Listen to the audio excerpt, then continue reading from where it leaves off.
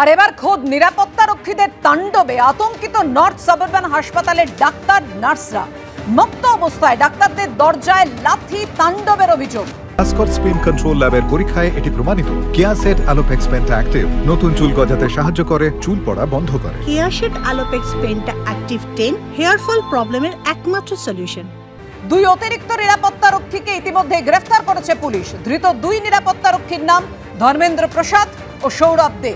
আগেও একাধিকবার এই দুই নিরাপত্তারক্ষীর বিরুদ্ধে অভিযোগ ওঠে, যদিও কোনো পদক্ষেপ করা হয়নি বলে অভিযোগ হাসপাতালের সুপারের।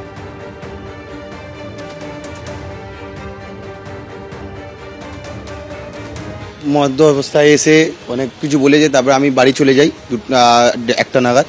তারপরে 2:15-2টোর সময় ডক্টর আমাকে ফোন করে বলছে এই করছে। আমি ডক্টরকে বললাম যে বন্ধ করে দিন দরজা, আপনি শুয়ে পড়ুন। আর ডক্টর বলছে যে দরজায় লাথি ফাতি মারছে, তো বন্ধ করে দিন। তারপরে ওরা 2:30টার সময় ডক্টর ফোন করছে, সিস্টার ফোন করছে যে এইভাবে এ করছে, তুমি তো লোকাল, তুমি এসে একটু দেখো হ্যাঁ কি করা যায়। তারপরে ওরা করতে করতে শান্ত করে দিয়ে শুয়ে দেওয়া হলো।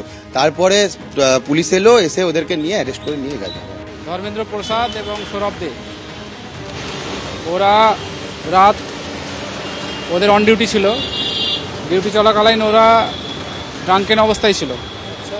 তারপরে ওরা on duty doctor, sister, DDA যত ছিল সবাইকে ভয় দেখিয়েছে এবং তারাকে ধমকে আর কি। তারপরে ডাক্তার দরজায় লাথি মেরে দরজা ভাঙার চেষ্টা করছিল। কাশীপুর থানা জানতে পারে, তারপর ওনাদেরকে তুলে অ্যারেস্ট করেছে। এইভাবে ড্রাঙ্কেন অবস্থায় মাঝে মাঝে ডিউটি করতেন, মাঝে মাঝে এর আগে সুপারকে টেবিল চাপা দিয়ে মেরেছিলেন। কোনো একটা সুপারকে এনারা টেবিল চাপা দিয়েও মেরেছিলেন। তারপরে ডক্টর শেখরেন্দ্রনাথ ভৌমিক ওনার গাড়িও ভাঙচুর করে। দোষীদের দ্রুত শাস্তি চেয়ে দোষীদের দ্রুত চিহ্নিত করা হোক। ইতিমধ্যেই শিক্ষকরা প্রতিবাদ মিছিলে সামিল হয়েছে।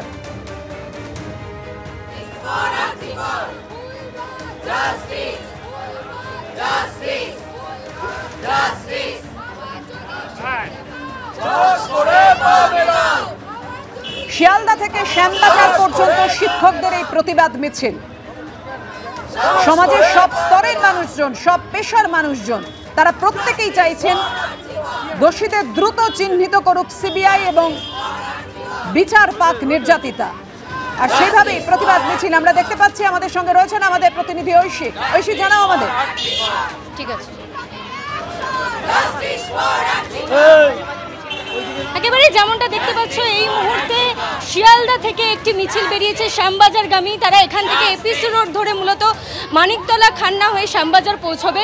রাজ্যের যত বেসরকারি সরকারি স্কুলের শিক্ষক শিক্ষিকারা রয়েছেন তারা এই মিছিলে পা মিলিয়েছেন এবং তারই সঙ্গে টিচার্স ফর আরজিকর নামে তারা একটি বলা যেতে পারে এক ছাতার তলায় এসেছেন এই সংগঠনের মধ্য দিয়ে। এবং এই টিচার্স ফর আরজিকরের ডাকে বিভিন্ন কলেজের অধ্যাপক এমনকি অধ্যক্ষরা উপস্থিত হয়েছেন।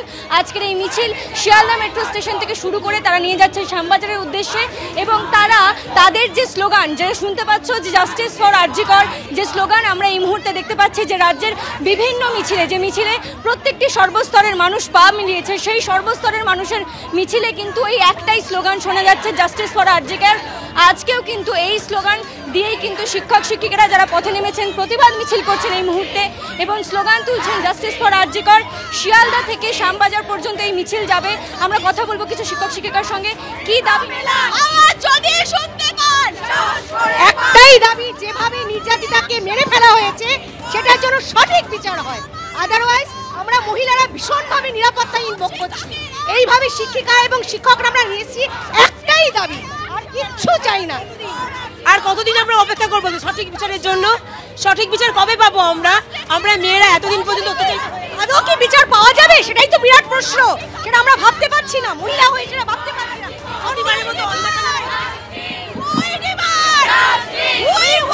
একটি জায়গায় আমরা যে স্লোগান ধ্বনিত হচ্ছে সেই বিচারের দাবিতে উঠলো স্বর, জাস্টিস ফর আরজিকর। বিচারের দাবিতে উঠলো স্বর, জাস্টিস ফর আরজিকর। সব শিক্ষকের এক স্বর, জাস্টিস ফর